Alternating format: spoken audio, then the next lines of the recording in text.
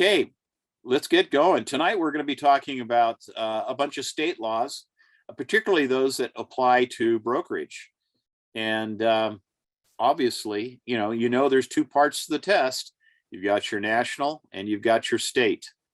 And so you must pass each section independently on its own with a 70% or higher. So, and if you're taking a brokerage exam, add another 5% to those.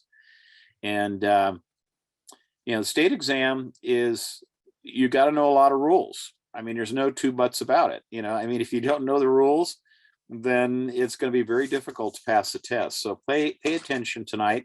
We're going to go over some things mainly involving brokerages. So let's get started.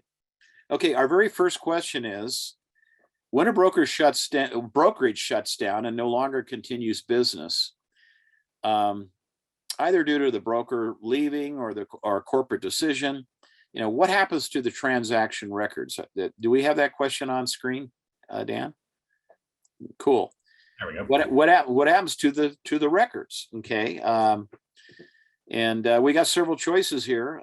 One is A, the broker must notify the division where the records will be kept within 10 days. Okay, hang on to that one. That one's warm and fuzzy. B, the transaction records must be turned over to the division. Like what? They're going to get in a record keeping business for you? That doesn't even make sense. C, the agents each are required to share their own transaction records. Now, the person who's responsible for keeping the records is the brokerage as far as the real estate division is concerned. However, should you keep your own records? And the answer to that is absolutely. I mean, here we have a brokerage that's closing. Maybe they're not making it. Maybe he's retiring. Maybe he's going into some other business, doesn't want to do it anymore. Or maybe he's going to work for someone else. Who knows? But the point is, you can't depend on that broker being around. They only have to keep those records for 3 full years following the year of the transaction. Now, if you want to get your broker's license 4 years from now, it may be tough for you to prove, or at least not, you need to have your own records so that you can prove you have enough in a point system in order to qualify for your broker's license. So are you required to store your own records? No. Should you store your own records? Yeah, go like this. Yes, you really should. Okay. And the last one is the records for defunct companies are no longer needed. No, we're still required to have access to their brokers. I was working for a broker, a lady. It was Advantage Realty. And of course, the answer, I already gave it away. I already told you because it's warm and fuzzy, is A. And that is the broker must notify the division where the records will be kept within 10 days. And they want you to keep those records in the state of Utah. So, that's a little bit more than you probably need to know for the exam, but, they may have a favorite title company that'll store them for them or somewhere else that might store them for them, and you can store them electronically as well. But anyway, she got divorced and decided she wanted to move to Seattle. Okay, that's fine. But so she did. So she closed her brokerage. And of course, I was already a broker anyway. It didn't really make any difference to me, but I always keep my own records. Also, it's important to keep your own records if you're working towards your CRS designation or your CCIM designation, where you have to prove you've done a certain number of transactions, and they make you put it on kind of a roster and you send it to them. But if they want to audit, they want to see the settlement sheets and whatnot. So, for the test, hey, the broker is the one that's responsible to keep it. And if they're closing the company, they got to let the division know where they're going to be kept, and they have to do that within 10 days. Usually they do it before they close, but, and they have to keep it for 3 full calendar years following the year of the transaction, which brings us to question number 2. Number 2 says, when a brokerage closes, records must be kept and made available for a blank number of years plus the year of the transaction. So it is 3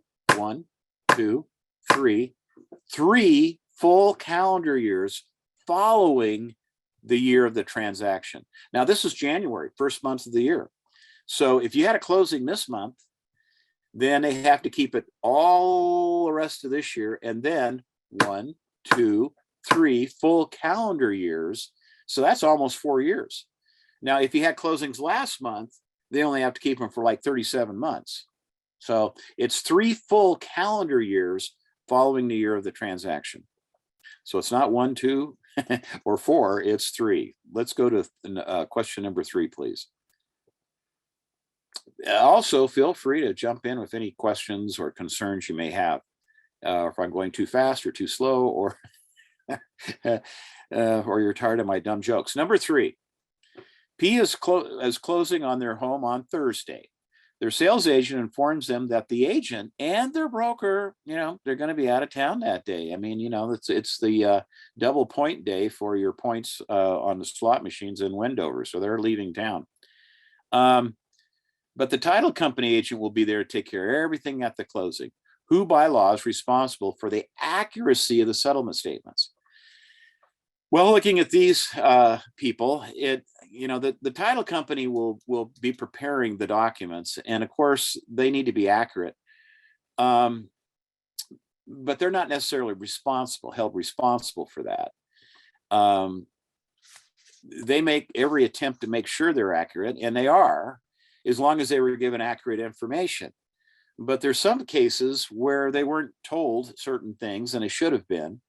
For example, the subject property that we're talking about here, that's closing on Thursday, is actually a rental, and there's a tenant who will be staying in the property after the closing. Well, then you have to prorate rents, and you have to transfer deposits, damage deposits and whatnot. If the title company wasn't told that that was a rental, and that there is indeed a renter staying, and there's prorations and transfers of deposits have to be done, then how would they know? The one who really knows, and the one that's really responsible for all this, is the principal broker. Okay, so that is answer, of course, A. Now, this question kind of comes and then it takes a right turn or a left turn, or maybe an about face, I don't know. Because it starts rattling on, and it says, well, we got an agent, and they're not going to be able to make the closing, and we got a broker who's not going to be able to make the closing, and all that's really kind of irrelevant. The thing that's really important here, it says by law, who is responsible for the accuracy of the settlement statement, and it's the broker. And it's kind of always been that way. In reality, a lot of brokers don't even see the settlement statements till after it closes, and if they find a mistake, they got to run around and change, get it all changed and clarified.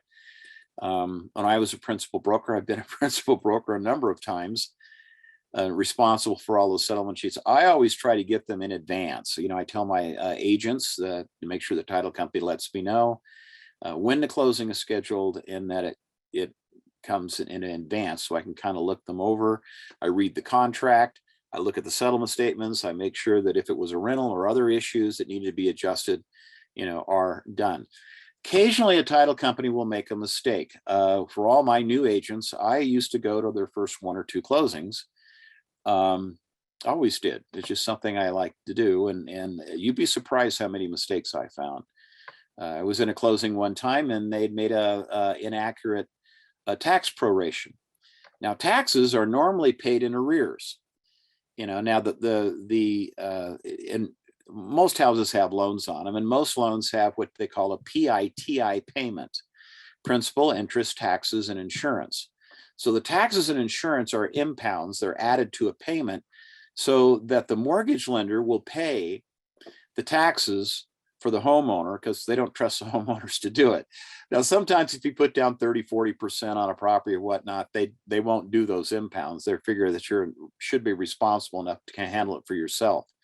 But a lot of lenders, just feel warm and fuzzy and sleep better at night if they know that that money to pay those expenses are in their impound accounts, their escrow accounts. Now, why?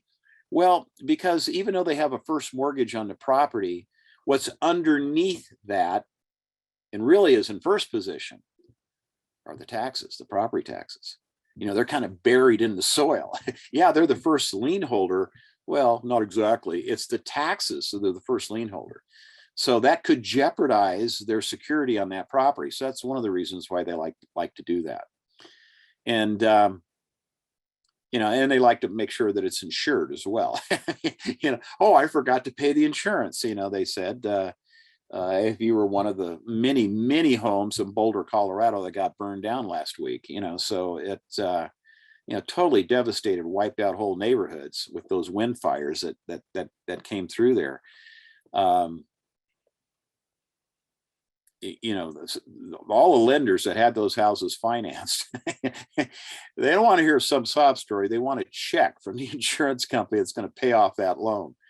And that's what they're looking for. Now, the reason why I said this took an about face or kind of a right or left turn is because we used to have some rules in Utah that the principal broker or their representative, which was you, the agent, must be present at the closing. And they lightened up on that a number of years ago. Dan, do you remember when that was? I think it was about 5, maybe longer years ago. They lightened up on your required attendance at a settlement. It was a little longer than that, 6 or 7. A little longer than that, yeah. Well, as you can tell by my beard, yeah. Anyway, the point is that with so many electronic closings and out-of-state closings and things that have been happening in our industry, they decided to back down on that. So you or your broker are not required to attend the closing. Is it a good idea to attend the closing? Oh, absolutely. It's a good idea to attend the closing. I mean, it's kind of the finalization of the transaction. And you won't be able to do it all the time because sometimes they're out of town or they're out of state buyers and whatnot, and they're closing electronically. But nevertheless, that doesn't relieve the broker of their absolute responsibility if those statements are accurate. So if you have a favorite title company and you switch companies, you're with a new broker and you say, well, I like Hot Dog Title, and your broker says, I don't like them. I don't want you to use them. Well, that's the rule. I mean, because who is responsible for the actual settlement statements? If the broker has had a bad experience with the title company where they screwed up and the broker has to jump in at the last minute and say, hey, you forgot or you screwed this up, and you had all the information you needed, you just screwed up on the proration. I started to tell you about that tax proration screw up. Taxes are normally paid in arrears. And so what happens is if a closing occurs like, in this month, then that section of this year, those taxes won't, the total taxes won't be paid till next November, December in that area. They're actually due the first day of December, but a lot of times they're paid in November, just so the banks, make sure that they're done. But the point is that who owned the house for some period of time during this year, and that was the seller. And because, we're already on day 4, if you had a closing in the next few days, then the seller owned that house for, a dozen days, 10 days, whatever it might be. And so the seller is responsible for those many days of taxes. That's normally the way it is. So they always charge the seller for those, based on a guesstimate of what the taxes are going to be, usually based on last year's assessment this time of the year. And then what happens is they take that money out of the seller's proceeds and then they give it to the buyer, so that when the taxes become due, the buyer is responsible for the entire amount. Now, as we crank through the year, then obviously the sellers are liable for more and more and more taxes. You get halfway through the year, seller's responsible for half those taxes. And so even though that money is credited to the buyer, who do you think snarfs it at the settlement? Calvesa? Do you have any idea? Calvesa? Who do you think snarfs that money at the settlement? I mean, do they just let the buyer keep it? No, the buyer's lenders takes it. And what happens is on the buyer's side of the settlement sheets, they take that money because they want to put it in escrow to make sure they have enough money. Oh, plus a few other months, in case they need a little fluff in there. And then they put it in their escrow account so they can pay the taxes and insurance next year. And every year they have what they call a escrow recapitulation to make sure that they didn't have too much money in that escrow. Used to be they'd take as much as they could get, it's free money. But now the government, has rules against that, so they don't. Okay.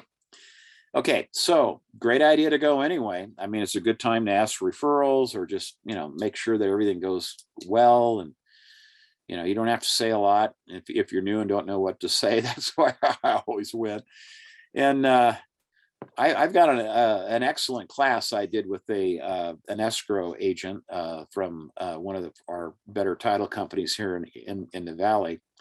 And she and I did this class together, but we really dig into that. And I would suggest that you could take that. You could take that class through the school, and of course you get CE credit for it. It's actually core credit, and which you can use for your next license renewal. Let's go to number 4, please. Okay, Kay, who's a sales agent, just found out their principal broker passed away. Well, a few tears will be shed, I'm sure. And they were the sole owner of the brokerage. More tears are going to be shed here. What happens to the listing contracts? Listing agreements, it says here what they're talking about is a listing contract that Kay has with her clients. Maybe she has 6 listings. Well, if you have 6 listings in this market, 4 of them are probably already under contract. And that's a whole different situation when something's under contract, because now we have an agreement between the buyer and the seller that is binding between them. We're talking about the agreement between the agency, the brokerage, or the broker, and you as a subagent, and the seller, or it could be a buyer, because we could be talking about a buyer's listing here too. Well, what happens to those? If the broker was a sole proprietor, which means they were a breather, they were not a non-breather. A non-breather would be an LLC or a C or a C corp, something like that. And so what would happen is that entity didn't die. But if you didn't have an entity that was holding that brokerage license, it was just an individual broker, a breather, and they died, then the brokerage is dead. The reason why you put it into a corporate or a non-breather, it doesn't have to be corporate, could be an LLC, it could be a Massachusetts business trust, I guess, but mostly it'll be a LLC or a C corp, and then that entity doesn't die. They have their own EIN number and they live on, and they have the division will allow a reasonable period of time, and they think that's around a couple of weeks or so. But they will allow a reasonable period of time for a new broker to step up and take over that company. But the cool thing is your listings are still in force. If they are just a sole proprietorship and they pass away, then your listings are all canceled, buyers or sellers. Now, remember I said that if they were under contract, if a buyer and seller have already agreed, that's a different status. But if it's not under contract, then it's just something for sale, then lots of agents will be showing up at those sellers' homes, knocking on the door. Hi, your broker died? Oh, it was so sad. Well, they can't help you anymore. And now you're free to choose whoever you want. And that should be me. Yeah, that's kind of like ambulance chasing. No, it's kind of like hearse chasing, because you're already dead. Okay. So the answer to this one is B, they're nullified. They're unaffected. No, they're dead. They're automatically assumed by the division. The division is going to take over your business. That's not what they do. They're regulators. They're not operators.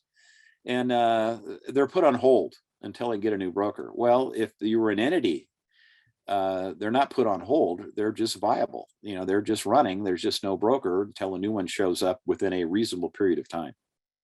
Let's go to number 5, please. Okay, if a principal broker's license is suspended or revoked, this person got a deep doo-doo. They got in trouble. All their agents' licenses are, guess what? You don't have a broker anymore. So what do you think? You think they're going to allow you to wander around, be here for 30 days without a broker? No, they want you attached by the umbilical cord to a broker at all times. Remain active? Oh, heck no.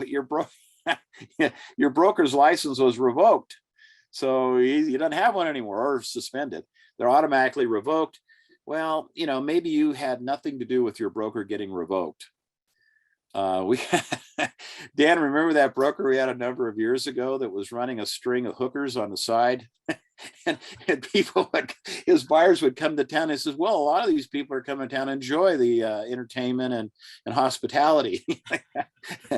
he got revoked and not suspended. They just got rid of him. And so all the licensees of any agency have automatically inactivated. And so, and of course, all your listings are gone too, because, the brokerage is dead. Okay. These things never happen. Don't worry about it, unless they do.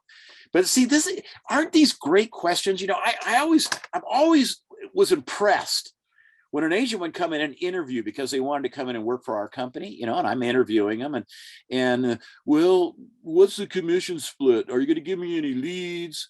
Do I get a desk? Those are all great questions, kind of. But man, when they come in and say, are you an entity, or are you running your brokerage as a subchapter S, or which is not the entity you need, but or chapter C corp or an LLC? Man, I was so impressed. So this is a good question to ask, because quite frankly, you don't want to run out there and work your tush off getting some listings and having them all canceled because, during the unfortunate situation that your, broker is in an accident or in some other way passes away, and, now your listings are canceled. Ooh, that'd be horrible. 6, please. Principal broker collects earnest money from a client. Okay. Who would that probably be? If you're thinking buyer, yeah, usually it's the buyer that makes the offer, and then they give the earnest money at that particular time. They must put their earnest money into a trust account within 3 calendar days. Okay. Then they would be allowed to collect interest from then would they be allowed to collect interest from the earnest money? Now, once again, this is a question that kind of rolls along and then takes a sharp turn, because there are 2 kind of concepts here. The first one is, how quickly must the money go into the trust account? And the 3 days is the rule. That's the printed rule. And it says calendar days. Okay. But our contract, but the rule actually says 3 calendar days, or that can be changed by agreement between the parties. Well, the agreement between the parties, according to the real estate purchase contract, it says 4 days after receipt of the earnest money. Okay. So there's 2 deadlines in the current version of the earnest money agreement that we are using. One of them is that the earnest money must be received by the agent that's collecting it within 4 days of acceptance. Okay. And the other is he or she's got to get that money into the broker, because the broker has to put that in the trust account within 4 days after receiving it. Now, normally when you guys were in school, 4 + 4 would equal 8, right? But not here. 4 + 4 actually equals 7, because what happens is, let's take a little look here. All right, so you've got a contract, you got it accepted, and so we have 1, 2, 3, 4 days for you to get that. You can hardly see that, but anyway, there's 4 days to get that into the your broker.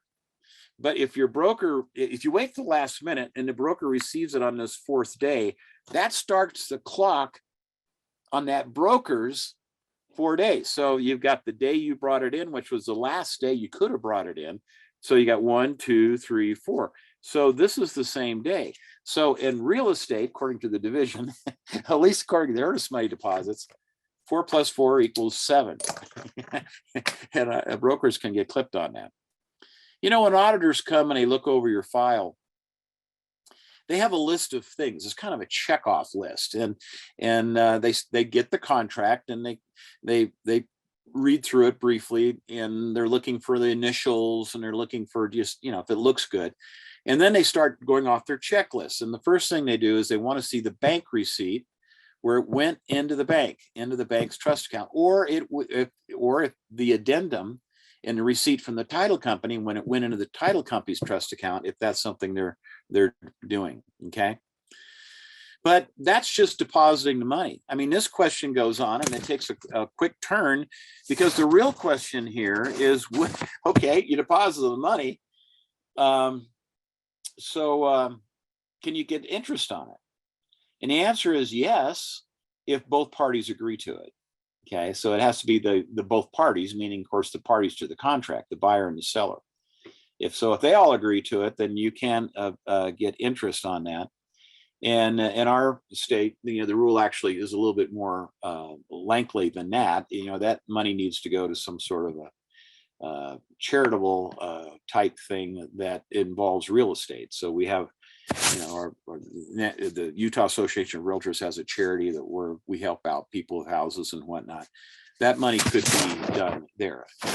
Very rarely done anymore, because interest rates are so ridiculously low that it's probably a fraction of 1% that they would get on a savings account anyway.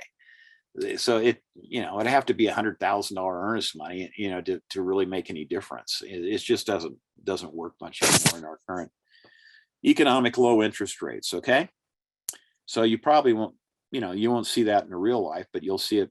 It's very likely you'll see something like that in tests. Now, I like these two last questions because both of them start out rattling about something, and your mind starts going in this direction, and then the question goes it goes in the other direction. So sometimes I love longer questions because they give away the answer in the question itself. But these two questions actually lead you down the wrong path and then give you a right-hand turn real quick, or a U-turn. And so, I would strongly suggest that when you're taking the exam, you read the question twice before you even glance at the answers, so you understand what that question is. Fair enough? That'll actually be good for you. Okay, let's go to number 7, please. Okay, number 7 says the terms trust or escrow must they only be used for commercial transactions? Must they not be used in contracts? Of course they could be used in contracts. That's not it. C, be part of the account name where the broker keeps the client's funds. So it's going to be Hot Dog Realtors trust account or Hot Dog Realtors escrow account. We always used to call it trust account, and that's what we've done for years. But sometimes the banks are edgy on that, because trust account means something very specific to them, which is not the same as what we say when we say trust account for earnest money and that kind of thing. So they might say, we don't like to put that on your account name. And so the commissioners said, well, we'll change that rule so it can actually say escrow. In fact, I think you and I were actually in that meeting when they did that, weren't we, Dan? Yeah, that's just recent, wasn't that just? That was fairly recent. Yeah. Of course, for me, that's the last 10 years, right? But anyway. Yeah, all right. So let's keep on here. All right. So the correct answer for this one, guys, is it's got to be part of the account name. Okay. Yeah. So, and nothing's constant but change. And that's one thing that when you do, you don't need to worry about that much unless you're taking the exam. And then you need to do it. According to rule, if a real estate transaction takes place in Utah, the earnest money must A, be held by a title company. No, the contract actually says it's going to be held by the brokerage. But we do have an addendum that many brokers are using today, particularly some of the bigger ones, where they prefer that you give it to a title company. And there's pros and cons for that, but that's beyond our topic at this time. Not to be used in contracts. Wait a minute. No. Must be deposited in 1 business day, or must be deposited in a Utah bank or credit union. That's the right answer, by the way. Or must be deposited in a brokerage trust account.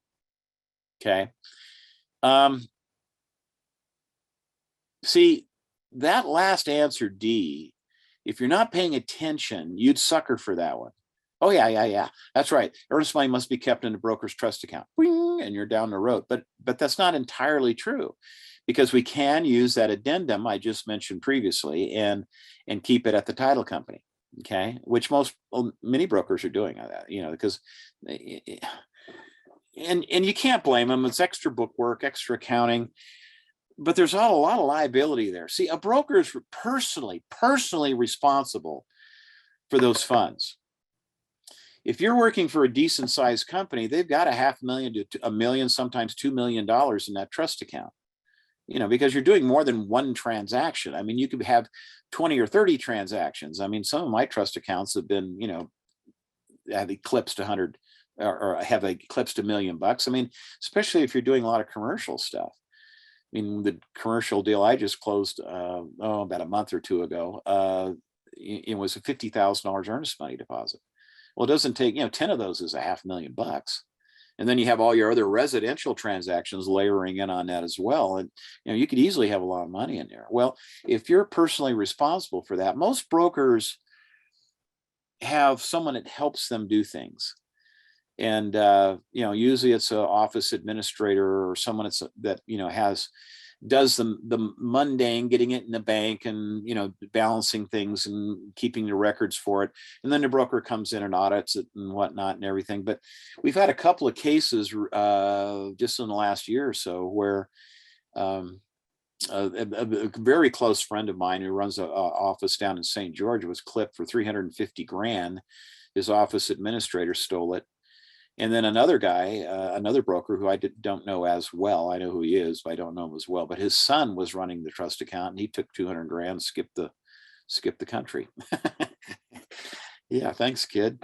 So both those brokers had to. Well, my friend had to come up with 350, and the other gentleman had to come up with a couple $100,000, and that's okay. I mean, you don't want to do that, but they have to. They're responsible for it. And of course, my friend was fined $5,000 because they didn't think he was watching Trust Account close enough.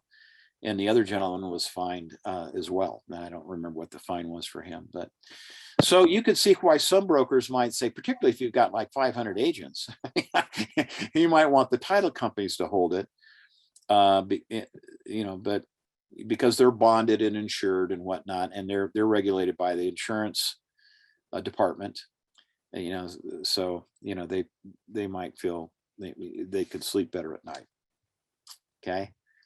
Okay, let's look at number 9, please. Number 9, if there's a deposit given for a construction project, which means it's a to be built. I mean, it's a new home, okay, or it's in some phase of being built. That money cannot be used for anything except the final sale of the completed project, materials for construction. Well, if it's in a trust account, wages for construction workers, upgrades offered by the builder. Those last 3 have kind of a common theme there. And when all those answers are correct, it's got to be A, and A is the correct answer. Can things be modified? Yeah, they can, but on a real estate exam, it's pretty straight structured, and you can't take the earnest money and use it to help build the house, unless there's a modification of that in the contract. But it didn't say that, so we have to go with A. It's the only one that makes sense. The other 3, they don't even make sense, guys. Let's go to number 10. What should a licensee do if the buyer offers a post-dated check as earnest money deposit? Well, post-dated checks are really stupid, because you have to tell everyone it's a post-dated check. So you're telling everyone you're handing that check to, well, this is a post-dated check, which means it's not good now. You're not going to see many post-dated checks used in transactions in our state right now because the market is so dang hot, they'll laugh you out of there. They'll say, forget about that. But anyway, if you are taking a post-dated check and the seller agrees to that, that's the key. Seller can agree to anything they want. They could take a used car as earnest money. I had that happen once. They could take all kinds of things, or a promissory note. But you have to explain to them. And so, so our potential answers are A, explain that it's against the law. No, it's not against the law. It's just stupid for the agent to accept a post-dated check. That's not right. B, accept the check and hold it until the date specified, then present the offer. Yeah, that doesn't make sense. I mean, post dated to when? A month from now? I mean, what do you want to buy my house or not? I mean, this isn't going to work. C, accept the check, end note on the receipt that it's a post dated check. In other words, you're telling them what it is. And the seller could say, no way, I'm going to accept that. Or, yeah, I'll do that. Refuse to accept the check and note and receipt with zero earnest money. You can make an offer of zero earnest money. You don't have to have earnest money, but you're going to be laughed out of there, particularly in this overheated seller's market. Okay, so the correct answer to this, of course, is C. Thank you, Dan. Okay, now let's look at number 11. In dispersing funds from the trust account, okay, which of the following would violate Utah real estate rules? Okay, it's time to take the money out of the trust account. There's a couple of instances that would trigger that. One of them is a default, and then you have to interpret the contract and give it to the party that did not default, which would be the seller most likely. If the buyer defaulted, he's the one to put up the earnest money, and if it was a flat out default and had no justification by contingencies in the contract, then of course that money would be given to the seller. Another would be there was a cancellation of the contract because of one of those contingencies. And one of them could be they didn't get a loan, or it could be they had their due diligence out, or contingency, and they decided they didn't like the house, or for some reason or other they weren't happy with the terms of the loan, and they had the right to cancel within that deadline, and they did. Then the money could be given back to the buyer. And of course, the one we're all looking for is the transaction is actually closed and recorded, okay, which is part of closing, okay. And so what happens is now it's time to do the check. And so A, moving commissions earned from the trust account to the operating account, okay. B, transferring funds. See, what we're looking for here is the negative, not the positive. A is the positive. Deal's closed. I mean, it's time to put the money in your account and use it as part of the commission. Normally what title companies do, let's say the commission is $20,000, nice deal, okay? And the earnest money is $5,000. Normally what the title company does is they don't give the broker a $20,000 check and hope the broker's check for the $5,000 earnest money clears. They tell the broker, go ahead and keep that $5 you've already got in your trust account, and then we'll give you $20. Now, these days, with most brokers, or many brokers, I would say the majority of them, are preferring the title company to carry that put that money in their earnest money account. Title company already has it. They know it's already closed, and which standard operating procedure. Now, this is not a test question. This is you want to be a great agent, then be careful, okay? Great agents tell their buyers, when we get to the point where we're going to do earnest money, we want to do it with a cashier's check. Now, why would you do that? Because personal checks can bounce. And if it bounces, that hard-fought battle that your buyer went through to get that house under contract is now could be canceled by the seller because the earnest money bounced, and therefore the buyer didn't live up to their obligations under the contract. And don't think this wouldn't happen, because what happens is another offer came in after it went under contract, and that guy really wants it, and he's willing to pay $10,000 over the other guy's price. So, a crafty seller, if that earnest money check, the buyer's earnest money check bounced, that puts the buyer in violation or default of the contract. He could take that $5,000 from the buyer, go after him, because the check didn't clear. But he could get $5,000 from the buyer if you sued him, and take the other 10 or 20 grand from the other guy, because the other guy the original buyer defaulted. Therefore, that he's free to enter into a contract with someone else. And it's real embarrassing, and it's really tough. So just cover that in advance. I mean, these large earnest money's 50 grand, 20 grand, I mean, just tell them, be prepared to bring a cashier's check for that. Even if it's $500 or $1,000, be prepared to do what? Get a cashier's check for that. Just train your buyers. Okay, when we get this under contract, you have 4 days, and we're going to need that in the form of a cashier's check. Okay.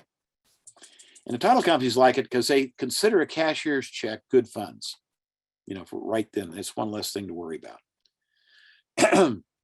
So we're looking for something that doesn't work. It violates Utah law. So look at B, transferring funds to the operating account before written confirmation of a closing. That's a no-no. That's the negative we're looking for. That's the correct answer. C, taking the brokerage management fee out of the account on the date specified in the contract. Well, that is nothing, we're not, brokerage management fees out of the account is okay. That was agreed to in a management contract that the property manager had with the owners. Normally, that money is put into some sort of a trust account. It depends on how the ownership is done, and and a number of different things, but that's okay. Distributing it to the buyer with the signed release from the seller, that's okay too. The seller said, well, they didn't get their loan, they canceled on, within the deadline. Go ahead and give them their money back. And a lot of title companies prefer, if they're holding the money, that you actually have a written statement from the seller say, yeah, go ahead and give it to the buyer. Okay. Number 12, please. A licensed broker who's not acting as a branch or principal broker. So I have a broker's license, but I'm not operating as a principal or a branch manager. Therefore, I am called an A, associate broker. I have a broker's license, but really I'm the same status as a sales agent because I have to be attached to a broker, just like a sales agent has to be. Does it give you a better commission split? No, not necessarily. Higher splits are usually based on performance, not your status of your license. It's just extra panache. It's nice to have a broker's license. We want you to get your broker's license. It takes a minimum of 3 years. You've got to have enough transactions to meet the point schedules. And you've got to take an additional course, which we appreciate, another tuition, and you have to pass another exam. But there are other advantages to having a broker's license. One of them is if you want to be active in another state, many times they will waive a lot of the education you need to do. You only have to take their exam in order to get a broker's license in their state because you're a broker in another state, Utah. And they like Utah brokers, so you could get a Nevada license, you could get a Montana license, you could get a Wyoming license, you could get a Colorado license. Arizona's a little different, but you could do that because you're a broker status. And you could be a broker in those other states and associate broker in this state if you wanted to. I mean, it's a lot of things that you could do. And another thing, you could quit and start your own company. It just, it's just nice to have it. It's not as popular as it once was because it's probably not going to affect your split that much. Okay, a property management sales agent, no. An inactive broker, no, you're not inactive, you're out selling real estate. Or D, a broker in training, you already have the broker's license, okay? You're called an associate broker in our state, okay? All right, number 13, please. A brokerage sets up a temporary branch office in a model home, and you get to go out there and hang out there and put up the open house signs, and people come by and they got frustrated and fired their buyer's agent because they made 10 offers and never got any of the houses and figured it's all their agent's fault, which is no, not necessarily. But maybe they fired their buyer and now they're out on their own, or they never had a buyer's agent. They wander in, oh, I love this house, can I buy it? Which is not an uncommon question. Or is it already sold? And yeah, you could, that's a good thing to do. Okay. And you're going to be in and out of that subdivision, and but you can't hang out there because it looks like a branch office if it's over a certain period of time. So what is that period of time? This is usually on the test, guys. And it's 12 months. It's A. 6 months, that's not much time. 1 month, give me a break. I mean, that's no time at all. You know, I mean, usually you remodel the garage and, you know, you make it nice in there and people come in and you can show them the plat map and talk to them about the home, and then you walk them through the home and that kind of thing, or let them walk through on their own, however you want to do that. Open houses are a great way to sell houses. You know, it's super, you know, but there's a specific way on how to do it. I had an agent that went to work for a broker, and he was the broker's only agent. And the broker promised he would mentor him and help him and do all kinds of things. But when when he went over there, it was 6 months, and he'd never had much help from the broker, and he hadn't sold anything, and he was very frustrated. And he you know, he asked around and got my name somehow, and he called me and said, "Would you, you know, accept me as an agent?" And you know, and I said, "Well, I'm really not bringing on a lot of agents, and I'm very, you know, you haven't done anything." And yeah, and anyways, says, "Rick, I've always been successful in anything I've ever done." And he rattled off all these different things he's done, and he had been. He just wasn't getting the help.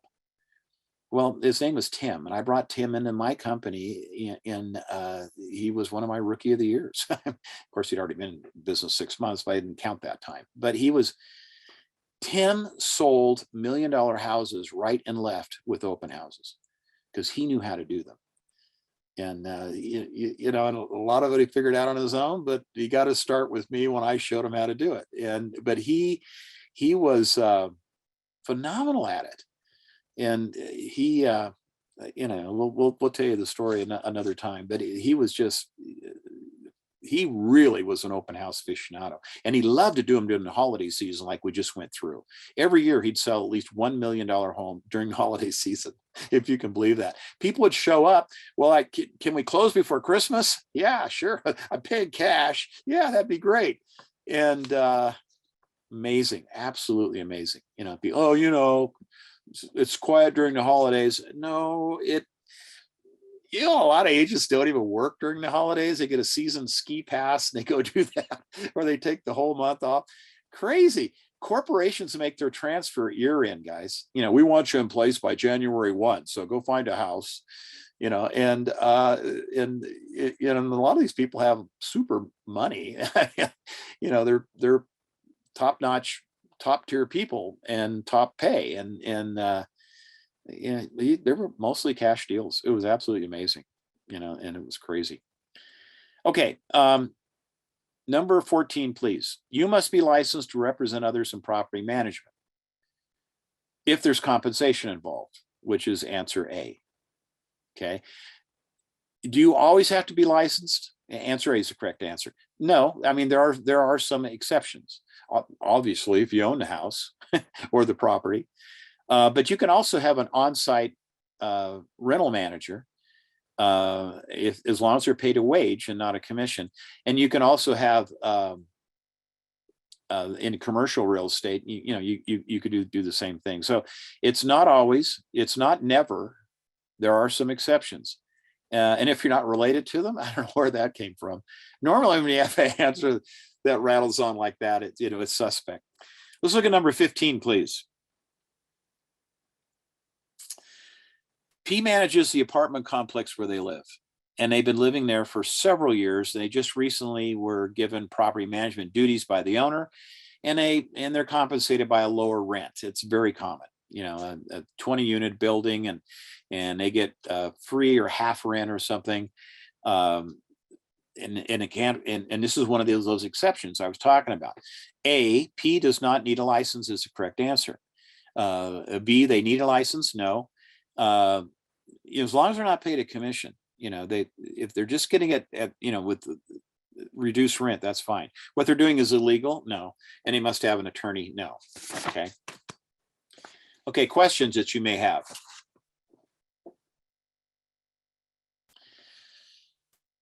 Okay. Some of you are getting real close to getting your test done.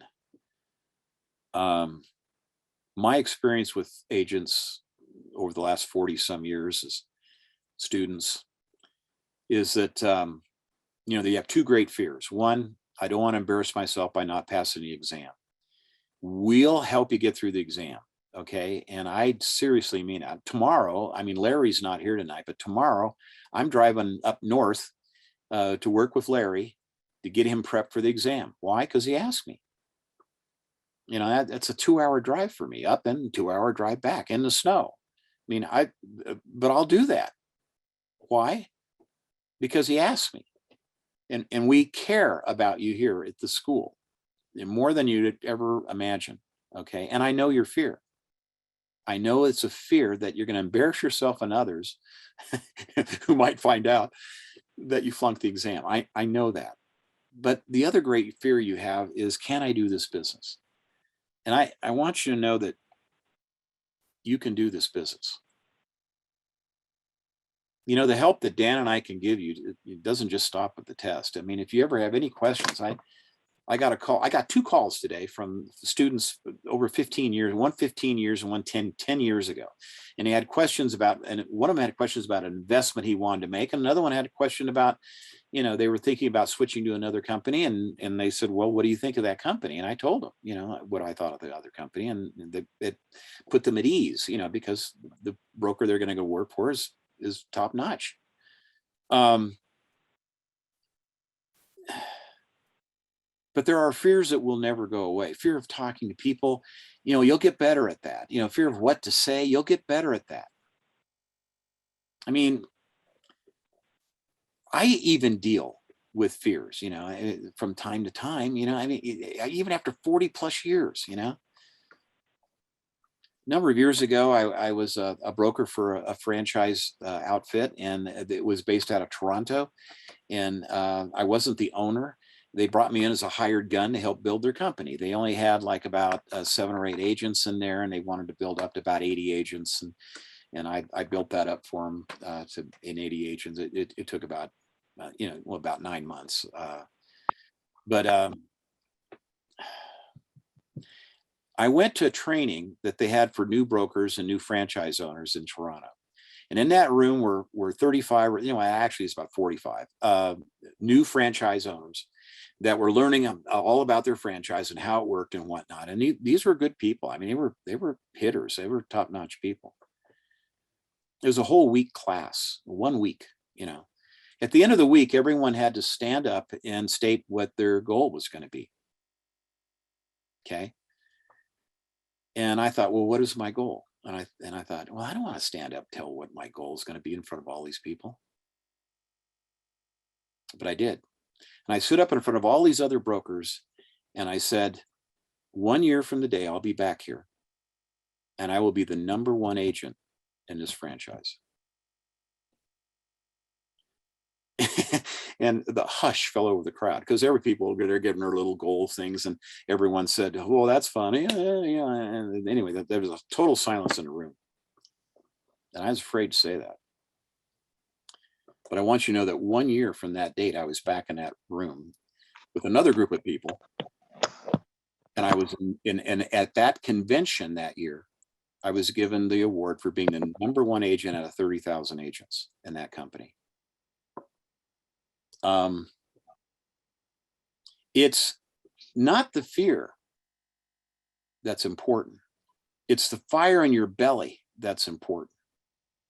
If you've got a fire in your belly to make this work, if you're willing to read more, Dan and I were talking one time, and we can't believe the number. He says, well, I already have 17 credits. I only need 1 more credit hour.